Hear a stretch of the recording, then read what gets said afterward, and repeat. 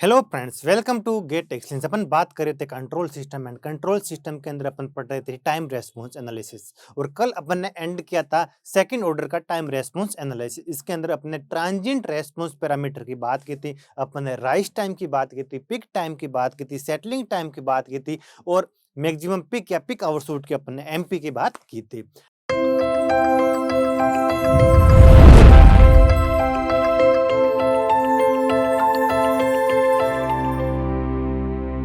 आज अपन बात करने वाले हैं स्टेडी स्टेट पैरामीटर की। अपन बात करने वाले हैं। लास्ट लेक्चर में अपन ने ट्रांजिएंट रेस्पॉन्स पैरामीटर की बात की थी। आज अपन बात करने वाले हैं steady state response parameter for any system, चाहे वो फर्स्ट ऑर्डर का हो, सेकंड ऑर्डर का हो, थर्ड ऑर्डर का हो, चाहे किसी ऑर्डर का सिस्टम हो, उसका अपन स्टेडी स्टेट रेस्पॉन्स पैरामीटर की बात करने वाले हैं। और अपन को स्टेडी स्टेट के अंदर ओनली एक ही रेस्पॉन्स पैरामीटर की बात करनी है, वो है स्टेडी स्टेट एरर। आई होप यहाँ तक आपको समझ में आ गया होगा। चाहे वो किसी भी ऑर्डर का हो, चाहे किसी भी ऑर्डर का किसी भी टाइप का हो, अपन सारे सिस्टम सारे इनपुट्स के लिए अपन स्टेडी स्टेट एरर की बात करने वाले हैं। आई होप यहाँ तक आपको समझ में आ गया होगा। अब देखो, जो अपन ने अभी पिछले लेक्चर में अपन ने पढ़े थे ट्रांजिएंट रेस्पॉन्स पैरामीटर, जैसे अपन का पिक टाइम हो गया, राइज टाइम हो गया, एमपी हो गया, सेटलिंग टाइम हो गया, वो तो सिस्टम के ऑर्डर पे डिपेंड करते हैं। अगर अगर फास्ट ऑर्डर सिस्टम होगा तो उसका पिक टाइम तो वहाँ होगा नहीं, सॉरी, उसका राइज टाइम का अलग फॉर्मूला आएगा, उसके सेटलिंग टाइम का कुछ अलग फॉर्मूला आएगा, वहाँ पर कुछ रेस्पॉन्स पैरामीटर हैं, ट्रांजिएंट रेस्पॉन्स पैरामीटर कुछ अलग होंगे। जब सेकेंड ऑर्डर की अपन ने बात की तो उसके ट्रांजिएंट रेस्पॉन्स पैरामीटर कुछ अलग होंगे। ऐसे ही अगर ट्रांजिएंट रेस्पॉन्स पैरामीटर की अपन बात करेंगे तो वो ऑर्डर टू ऑर्डर क्या करेंगे, वेरी करेंगे। हर एक ऑर्डर के लिए डिफरेंट डिफरेंट होंगे और ऑर्डर पे डिपेंड करते हैं ट्रांजिएंट रेस्पॉन्स पैरामीटर। और आज अपन बात करने वाले हैं स्टेडी स्टेट रेस्पॉन्स पैरामीटर, और उसके अंदर ओनली एक पैरामीटर होता है, उसका नाम है steady state error. Upon for any input और फॉर एनी ऑर्डर, चाहे किसी भी ऑर्डर का सिस्टम हो, चाहे कोई भी इनपुट हो, उनके लिए आज अपन स्टेडी स्टेट एरर की बात करने वाले हैं। और सबसे सबसे मोस्ट इंपॉर्टेंट आज की बात ये है कि जो स्टेडी स्टेट रेस्पॉन्स पैरामीटर होते हैं वो टाइप पे डिपेंड करते हैं, वो कभी भी ऑर्डर पे डिपेंड नहीं करते हैं। आई होप यहाँ तक आपको समझ आ गया होगा। देखो, अपन ने कल सेकंड ऑर्डर सिस्टम की टाइम रेस्पॉन्स एनालिसिस की थी, इसके अंदर अपने ट्रांजिएंट रेस्पॉन्स पैरामीटर की बात की थी। अपन बात की थी ट्रांजिएंट रेस्पॉन्स पैरामीटर्स की बात की थी, जिसके अंदर अपन ने पढ़ा था राइज टाइम पढ़ा था, सेटलिंग टाइम पढ़ा था, और अपन ने पिक टाइम भी पढ़ा था और एमपी की बात भी की थी। ये अपन के कौन से होते हैं, कभी कभी इसके अंदर डिले टाइम को भी अपन इन्वॉल्व कर लेते हैं। डिले टाइम हो गया, राइज टाइम हो गया, सेटलिंग टाइम हो गया, पिक टाइम हो गया और एमपी होंगे। इनको बोलते हैं ट्रांजिएंट रेस्पॉन्स पैरामीटर। और ये वाले सारे के सारे ऑर्डर पे डिपेंड करते हैं। सारे के सारे किसके फंक्शन होते हैं, ऑर्डर पे। ये ऑर्डर पे डिपेंड करते हैं, इनका कोई मतलब नहीं होता, ये कभी भी टाइप पे डिपेंड नहीं करते, ये हमेशा किस पे डिपेंड करते हैं, ऑर्डर पे डिपेंड करते हैं। और आज अपन बात करने वाले हैं स्टेडी स्टेट रेस्पॉन्स पैरामीटर, जिसके अंदर स्टेडी स्टेट एरर की अपन बात करने वाले हैं। और ये अपन का किस पे डिपेंड करने वाला है, ये अपन के टाइप पे डिपेंड करता है। और आपको पता है अपन किसी भी सिस्टम का टाइप हमेशा ओपन लूप ट्रांसफर फंक्शन से फाइंड आउट करते हैं। ओपन लूप ट्रांसफर फंक्शन में किसी भी कंट्रोल सिस्टम के ओपन लूप ट्रांसफर फंक्शन में ओरिजिन पे जितने पोल्स होते हैं उसको अपन उस सिस्टम का क्या बोलते हैं, टाइप बोलते हैं। आई होप यहाँ तक आपको समझ आ गया होगा। यानी किसी भी कंट्रोल सिस्टम के ओपन लूप ट्रांसफर फंक्शन में ओरिजिन पे जितने पोल्स होते हैं उसको उस सिस्टम का क्या बोलते हैं, टाइप बोलते हैं। आई होप यहाँ तक आपको समझ आ गया होगा। और स्टेडी स्टेट एरर की वैल्यू टाइप पे डिपेंड करती हैं, ऑर्डर पे कभी भी डिपेंड नहीं करती हैं। आई होप यहाँ तक आपको समझ आ गया होगा। ये ओनली फंक्शन होते हैं टाइप एंड इनपुट की फंक्शन होती हैं। ये इनपुट पे भी डिपेंड करती हैं एंड टाइप पे डिपेंड करती हैं। स्टेडी स्टेट एरर की वैल्यू आपका यूनिट स्टेप इनपुट के लिए अलग मिल सकती है, यूनिट रैंप के लिए अलग मिल सकती है, यूनिट पैराबोलिक के लिए आपको डिफरेंट मिल सकती हैं। तो इनपुट का फंक्शन भी होती हैं एंड टाइप का फंक्शन होता है। ये किसके फंक्शन होते हैं, टाइप का भी फंक्शन होती हैं और अपन का इनपुट्स का भी फंक्शन होती हैं। आई होप यहाँ तक आपको समझ आ गया होगा। ऑर्डर चाहे कुछ भी हो, इससे कोई फर्क नहीं पड़ेगा, ये हमेशा टाइप एंड इनपुट्स पे डिपेंड करती हैं।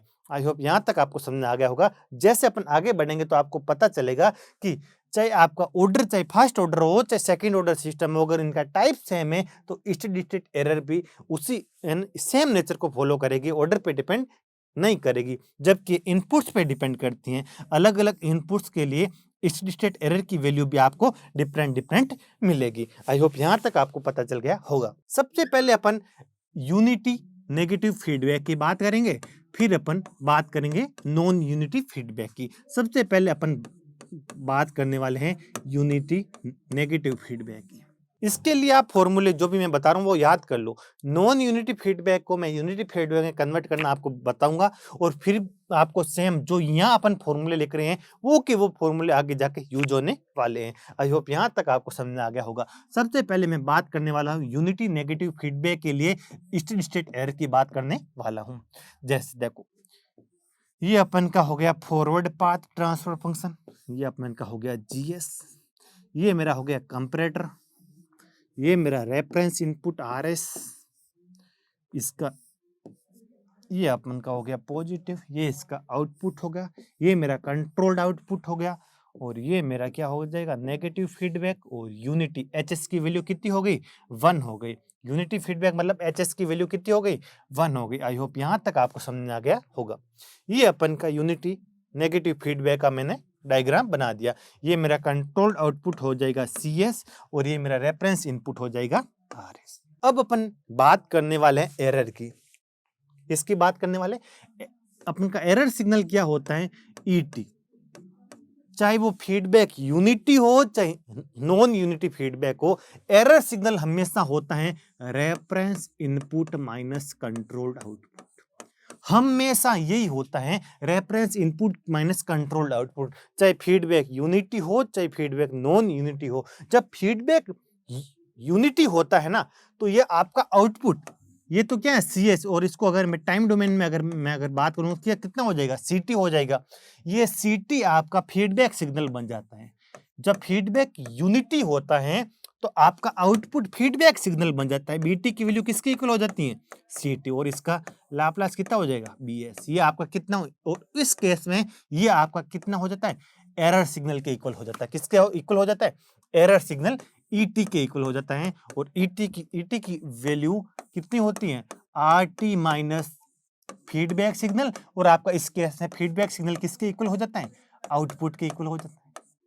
आई होप यहाँ तक आपको समझ में आ गया होगा। जब आपका फीडबैक यूनिटी होता है तो सबसे इंटरेस्टिंग बात है कि आपका फीडबैक सिग्नल किसके आउटपुट के इक्वल हो जाता है, जबकि आपका जब फीडबैक यूनिटी नहीं होता है तब आपका फीडबैक सिग्नल आउटपुट सिग्नल के इक्वल नहीं होता है। उस केस में ये वाला सिग्नल एरर सिग्नल की तरह वर्क नहीं करेगा। इस केस में ET की वैल्यू RT माइनस CT नहीं होगी जब आपका फीडबैक यूनिटी नहीं होगा। लेकिन एरर सिग्नल तो फिक्स है, एरर सिग्नल की डेफिनेशन हमेशा RT माइनस CT होता है। यहां पर कभी भी आप BT मत कर देना, ये रॉन्ग है। ये आपका यूनिटी फीडबैक के केस में ये BT की वैल्यू CT के इक्वल हो जाती है, तब अपन लिख देते हैं RT माइनस BT लिख देते हैं। आई होप यहां तक आपको समझ में आ गया होगा। जब और चाहे फीडबैक यूनिटी हो चाहे फीडबैक नॉन यूनिटी हो, एरर सिग्नल की डेफिनेशन हमेशा इनपुट माइनस आउटपुट ही होगी, ना कि यहाँ पर फीडबैक सिग्नल होगी। आई होप यहाँ तक आपको समझ आ गया होगा। अब आपको अगर स्टेडी स्टेट एरर की वैल्यू फाइंड आउट करनी है तो कुछ मत करो, स्टेडी स्टेट ऐसे तो अपन ये बोल देते हैं कि 4 टाइम कांस्टेंट के बाद 2%, अगर अपन टॉलरेंस को अलाउ करते हैं तो 4 टाइम कांस्टेंट के बाद सिस्टम स्टेडी स्टेट को रीच कर जाएगा। ये तो अपन ऐसे बोल देते हैं थ्योरेटिकली। और एक्चुअली बात करें, आइडियली बात करें, तो अपन का कोई भी सिस्टम हो वो t=∞ पर स्टेडी स्टेट को रीच करेगा। और अपन आइडियली बात ही इधर करने वाले हैं। ऐसे तो after 4 time constant system reach to steady state, transient क्या हो जाते हैं डाई आउट हो जाते हैं। अगर अपन 2% टॉलरेंस को अलाउ करते हैं तो after 4 time constant system reach to steady state value. लेकिन आइडियली सिस्टम t=∞ पे स्टेडी स्टेट को रीच करता है तो यहाँ पर कितना हो जाएगा limit t→∞ e of t। I hope यहाँ तक आपको समझ आ गया होगा। अब देखो, अब अगर मैं यहाँ पर फाइनल वैल्यू थ्योरम का यूज करता हूँ तो आपको पता है अगर फाइनल वैल्यू थ्योरम का यूज करूंगा तो कितना हो जाएगा लिमिट, यहाँ पर अगर फाइनल वैल्यू यूज करते तो कितना हो जाएगा s → 0 s डॉट कितना हो जाएगा PS आ जाएगा। आएगा नहीं आएगा? बिल्कुल आ जाएगा। ये आपने पढ़ रखा होगा, जब आपने लाप्लास ट्रांसफॉर्म पढ़ा होगा तो फाइनल वैल्यू थ्योरम के केस में पढ़ा होगा, जब t equal to infinity s equal to 0 में कन्वर्ट हो जाता है, s डॉट es में कन्वर्ट हो जाता है। आई होप यहाँ तक आपको समझ आ गया होगा। और जब अपन ने एरर ट्रांसफर फंक्शन की बात की थी तो आपको पता है error transfer function in the case of negative feedback es upon rs कितना होता था? 1/1 प्लस g ऑफ hs होता था, g इंटू hs होता था। लेकिन यहाँ पर फीडबैक कितना अपन का यूनिटी फीडबैक है, तो hs की वैल्यू इधर कितनी हो जाएगी? 1 हो जाएगी। और अगर मैं इधर से es की वैल्यू निकालना चाहूं तो es की वैल्यू कितनी मिल जाएगी आपको? Simply rs upon 1 plus g of s मिल जाएगा। यही तो मिलेगा, बिल्कुल आपको यही मिलेगा। आई होप यहाँ तक आपको समझ आ गया होगा। अब अगर इस ES की वैल्यू में अगर इधर पुटअप करूं तो अपन को क्या आंसर मिलेगा? अपन को स्टेडी एरर की वैल्यू मिल जाएगी limit s time to 0 s dot rs equal to rs in upon 1 plus gs। यही तो मिलेगा। ये आप स्टेट एरर की वैल्यू हो जाएगी in the case of unity negative feedback. I hope यहाँ तक आपको समझ आ गया होगा। ये वाली वैल्यू r अपॉन 1 प्लस जी में अगर पुटअप करूंगा तो ये क्या हो जाएगा? r अपॉन 1 प्लस जी। लेकिन फाइनल वैल्यू थ्योरम आपको पता है कब लागू होती है? जब आपका ये वाला सिग्नल क्या हो? एक स्टेबल सिग्नल हो। और आपको पता है स्टेबल सिग्नल किसको बोलते हैं? अगर ET का लाप्लास ट्रांसफॉर्म ES के all the poles must be present in left half of S plane. एक पोल ओरिजिन पे हो सकता है और लेकिन बाकी सारे pole left half of S plane में होने चाहिए। देखो मैं आपको फाइनल वैल्यू थ्योरम आप जब पढ़ोगे ना उसमें सिग्नल में आपको बताएगा।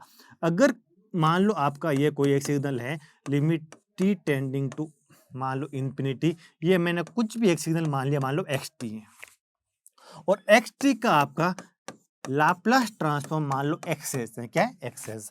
और xs का आपको जीरो से कोई मतलब नहीं, जीरो कहीं पर वो उससे कोई फर्क नहीं पड़ेगा। लेकिन इसके अगर पोल सारे के सारे pole left half of S plane में हो, सारे के सारे पोल किधर होने चाहिए? लेफ्ट में। राइट में तो होना ही नहीं चाहिए, जे ओमेगा एक्स पे भी नहीं होना चाहिए। लेकिन आपको एक छूट मिलती है कि ओरिजिन पे एक पोल हो सकता है, ओरिजिन पे ओनली एक पोल हो सकता है। उसके अलावा ना तो आपके जे ओमेगा एक्स पे कोई पोल होना चाहिए, ना कोई pole right half of S plane में होना चाहिए।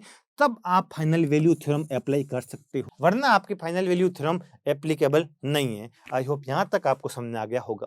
देखो सारे के सारे इस एक्सेस, ये जो आपका फंक्शन है, इसके सारे पोल आपका left half of S plane में होना चाहिए। और इसका एक पोल ओरिजिन पे हो, ये कुछ जरूरी नहीं है, हो तो चलेगा। ओनली वन पोल, ऐसे नहीं कि अगर मल्टीपल पोल आ गया फिर भी आपका फाइनल वैल्यू थ्योरम एप्लीकेबल नहीं है। फाइनल वैल्यू थ्योरम अगर मैं पूछूं एक्स एक्स अगर ऐसे हैं इसके पोल तो एप्लीकेबल हैं, तो बिल्कुल एप्लीकेबल है। अगर आपका एक पोल इधर आ गया, दो मान लो कॉम्प्लेक्स कॉन्जुगेट आ गए, एक ओरिजिन पे आ गया, तो फाइनल वैल्यू थ्योरम एप्लीकेबल है, बिल्कुल एप्लीकेबल है। अगर आपके ऐसा आ गए, मान लो आपके दो पोल इधर आ गए जे ओमेगा एक्स पे और बाकी के पोल मान लो ऐसे इधर आ गए, तो आपका फाइनल वैल्यू थ्योरम एप्लीकेबल है? नहीं है। इस केस में भी फाइनल वैल्यू थ्योरम एप्लीकेबल नहीं है। अगर आपका एक पोल राइट में आ गया, एक लेफ्ट में आ गया, अब एप्लीकेबल है? नहीं है, अब तो बिल्कुल एप्लीकेबल नहीं है। इस केस में आपका सिस्टम अनस्टेबल बन जाएगा और अनस्टेबल के लिए फाइनल वैल्यू थ्योरम एप्लीकेबल नहीं है। यहाँ पर आपका सिस्टम ऑक्सीलेटरी भी बनेगा। क्या बनेगा? ऑक्सीलेटरी बनेगा।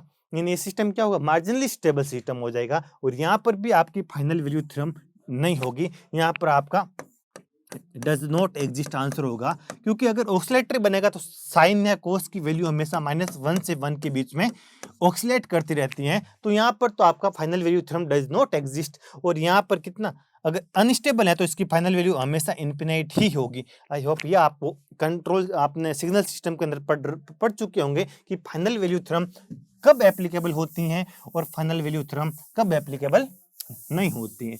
आई होप यहाँ तक आपको समझ आ गया होगा। तो भी मैं ये बोल रहा हूँ, ये फाइनल वैल्यू थ्योरम अप्लाई करने से पहले आपको ये जो सिग्नल मिलेगा ES, इसके जो भी आपके पोल्स हैं उनको एक बार पक्का जांच कर लेना बिल्कुल। और इस केस में आपका transfer function, overall transfer function भी तो यही होगा, g/1 + g। अगर आपका सिस्टम देखो ये और ये तो एक ही है, बिल्कुल। अगर आपका सिस्टम स्टेबल है तो आपकी final value theorem always applicable है।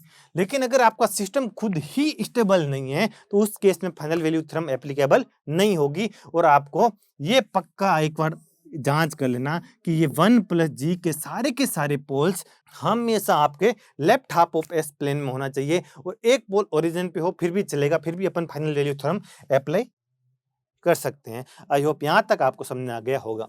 ये आपका आ गया स्टेडी स्टेट एरर की वैल्यू।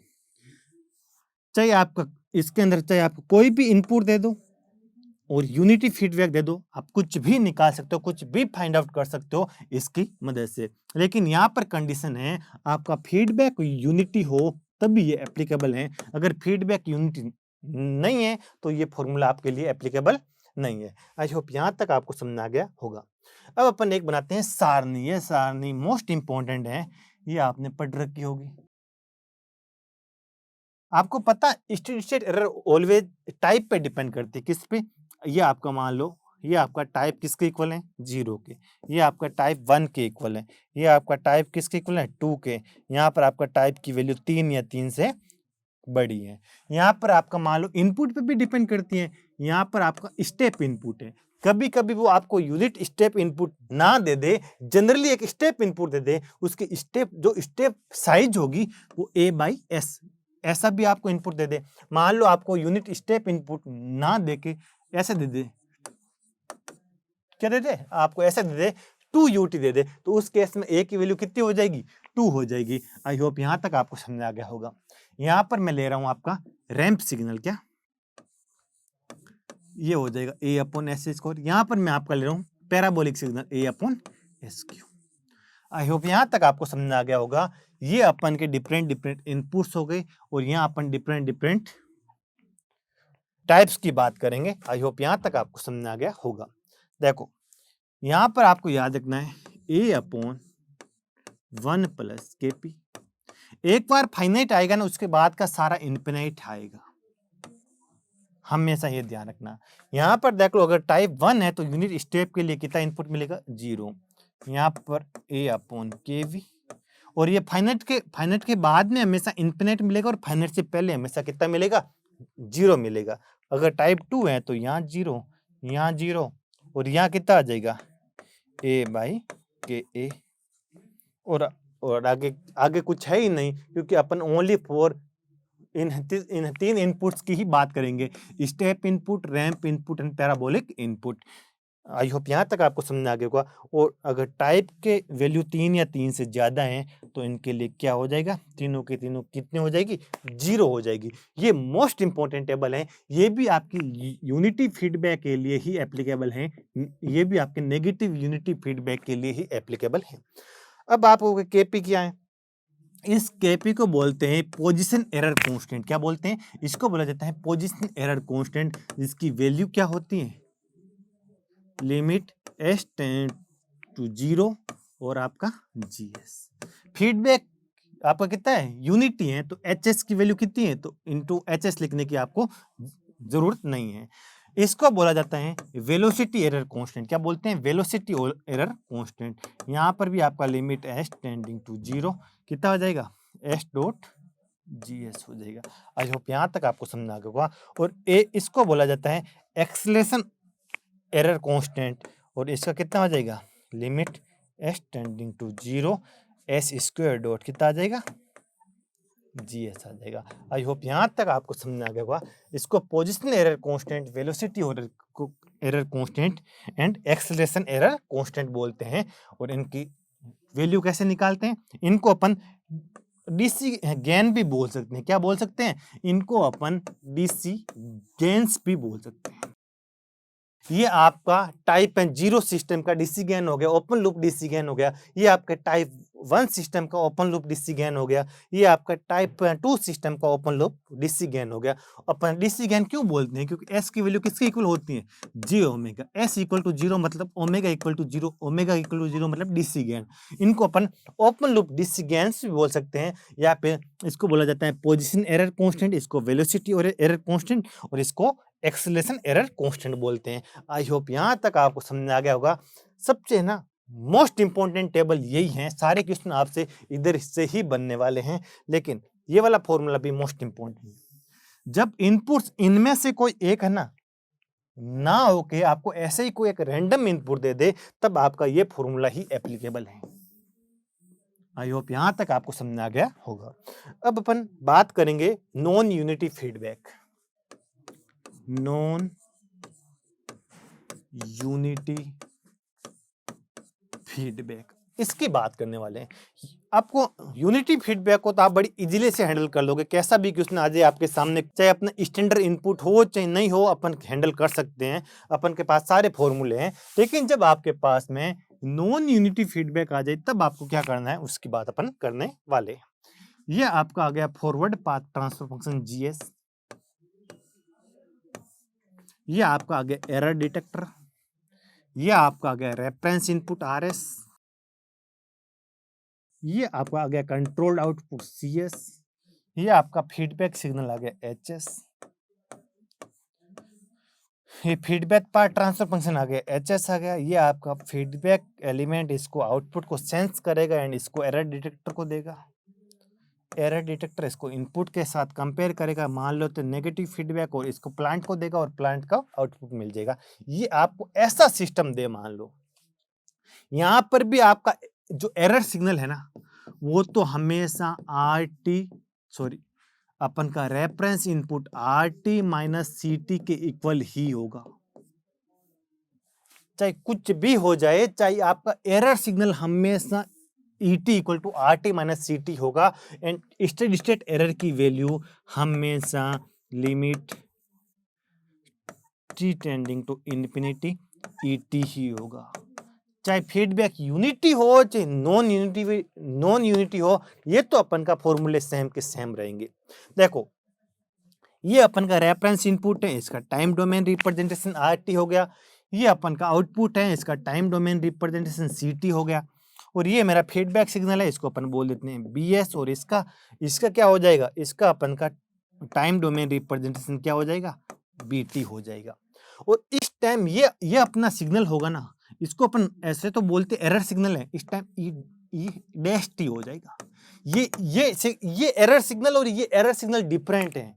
ये किसको कंपेयर कर रहे हैं, ये इनपुट को फीडबैक सिग्नल के साथ कंपेयर कर रहे हैं, जबकि अगर अपन का फीडबैक यूनिटी फीडबैक होता तो अपन का एरर सिग्नल आउटपुट के इक्वल होता, तो ये वाला सिग्नल एरर सिग्नल के इक्वल आ जाता। लेकिन यहां पर अपन का एरर सिग्नल अपन का फीडबैक सिग्नल आउटपुट के इक्वल है नहीं, आउटपुट के इक्वल नहीं है, तो ये सिग्नल एरर सिग्नल के इक्वल होगा नहीं, क्योंकि ये तो RT माइनस BT कर रहे हैं, और अपन को क्या फाइंड आउट करना है, अपन को RT माइनस CT की वैल्यू फाइंड आउट करनी है।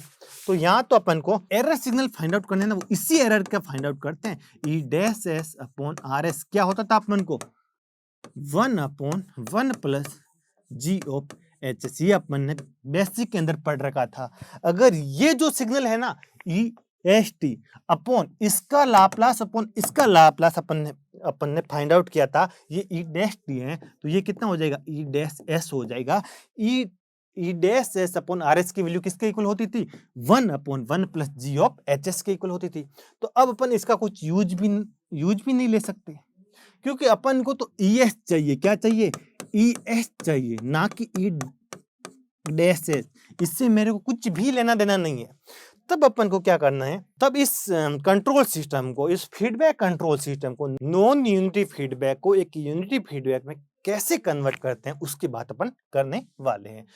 देखो बहुत आसानी से किसी भी नॉन यूनिटी फीडबैक को एक यूनिटी फीडबैक में कन्वर्ट कर सकते हैं। कैसे करते हैं उसकी मैं आपको बात बताता हूँ। ये अपन का कौन सा हो गया, एक नॉन यूनिटी फीडबैक हो गया, ये अपन का पॉजिटिव, ये अपन का forward path transfer function GS, ये अपन का कंट्रोल्ड आउटपुट C, ये अपन का रेफरेंस इनपुट R, ये अपन का कौन सा फीडबैक है, नेगेटिव फीडबैक, और ये अपन का फीडबैक पाथ ट्रांसफर फंक्शन कितना हो गया, HS हो गया। बिल्कुल हो गया, यहाँ तक तो कोई दिक्कत नहीं है। इसको मेरे को एक यूनिटी फीडबैक कंट्रोल सिस्टम में कन्वर्ट करना है। तो देखो ये मैं करूं अगर, तो किसी को कोई फर्क पड़ेगा या नहीं पड़ेगा। एक तो मैंने यूनिटी क्या ले लिया, नेगेटिव फीडबैक, और एक मैंने यहाँ से यूनिटी पॉजिटिव फीडबैक ले लिया। यहाँ तक कोई दिक्कत है या नहीं, कुछ भी दिक्कत नहीं है। आपस में किस में कनेक्टेड है, पैरेलल में कनेक्टेड है, तो ये आपस में एडअप होके ये आपका नेगेटिव पॉजिटिव एडअप होके कितना हो जाएगा, 0 हो जाएगा। इससे तो आपको कुछ फर्क पड़ेगा नहीं। अगर मैं किसी भी दो अगर पैरेलल ब्रांच ऐड करता हूँ, एक नेगेटिव में एक पॉजिटिव में, विद इसका भी गेन यूनिटी इसका भी गेन यूनिटी, आपस में पैरेलल में है तो क्या होंगे, ऐड तो होंगे, बिल्कुल ऐड हो जाएंगे। तो ये ऐड होके कितना हो जाएगा, 0 हो जाएगा। देखो एडर के पास यहां से तो कितना आ जाएगा, प्लस का C आ जाएगा, यहाँ का कितना आ जाएगा, -C, प्लस और माइनस ऐड होकर कितना हो जाएगा, 0 आ जाएगा।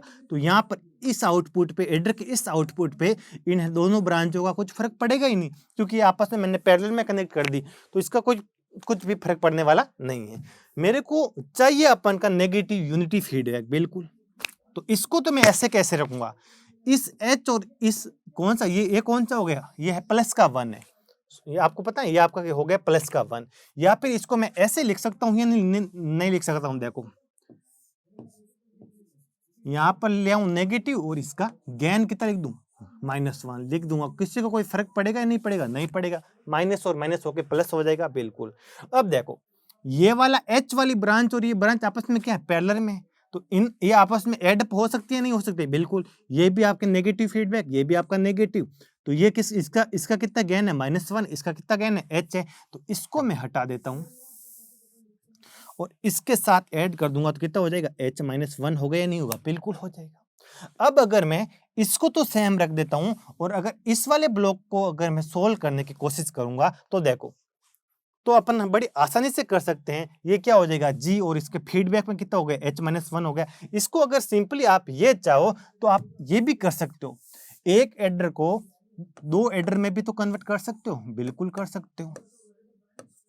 आपको अगर एल्जेब्रा आता ना, ब्लॉक डायग्राम रिडक्शन वाला एल्जेब्रा, तो आपको कुछ भी फर्क नहीं पड़ेगा। आप बड़ी आसानी से एक एडर को 2 एडर में कन्वर्ट करके इस इनपुट को आप यहाँ पर लेके आ सकते हो, नेगेटिव लेके बड़ी आसानी से लेके आ सकते हो, कुछ भी फर्क नहीं पड़ेगा। आई होप यहाँ तक आपको समझ आ गया होगा। और इसका आपको आता है, ये आपको क्या हो गया, फॉरवर्ड पार्ट ट्रांसफर फंक्शन, ये आपको हो गया फीडबैक पार्ट ट्रांसफर फंक्शन। तो ये इसका कितना हो जाएगा, तो ये हो जाएगा G/1 plus G into H-1 होगा या नहीं होगा, बिल्कुल हो जाएगा। इसका इक्विवेलेंट होगा या नहीं होगा, बिल्कुल ये हो जाएगा। तो यहां पर आपका कितना आ जाएगा, यहां पर आपका simply G/1 plus G into H-1 आ जाएगा। और ये आपका अब हो गया यूनिटी क्या हो गया, नेगेटिव फीडबैक आ गया। और इसको मैं अगर लिख देता हूं, G इफेक्टिव लिख देता हूं, क्या लिख देता हूं, in the non unity feedback G effective कितना हो जाएगा, G/1 plus G into H-1 हो जाएगा या नहीं हो जाएगा। इसको हटा के मैं इसकी जगह G इफेक्टिव लिख देता हूं, कितना लिख देता हूं, G इफेक्टिव। जब आपका फीडबैक यूनिटी ना हो तो आपको G इफेक्टिव फाइंड आउट करना आना चाहिए।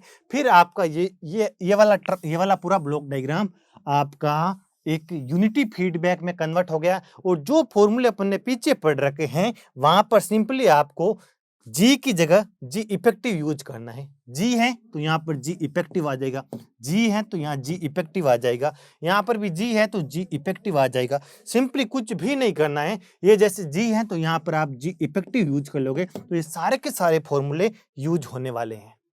आई होप यहाँ तक आपको समझ आ गया होगा। अब देखो यहाँ पर आपको G इफेक्टिव की वैल्यू पता होनी चाहिए, G/1 प्लस G H-1। आई होप यहाँ तक आपको समझ आ गया होगा। अगर आपका फीडबैक यूनिटी नहीं है तो ये क्या कितना हो जाएगा, C/R की वैल्यू G/1 प्लस GH होगा या नहीं होगा, बिल्कुल ये होगा। और आपको G इफेक्टिव फाइंड आउट करना आप कभी भूल जाते हो तो उसकी एक ट्रिक बताता हूँ।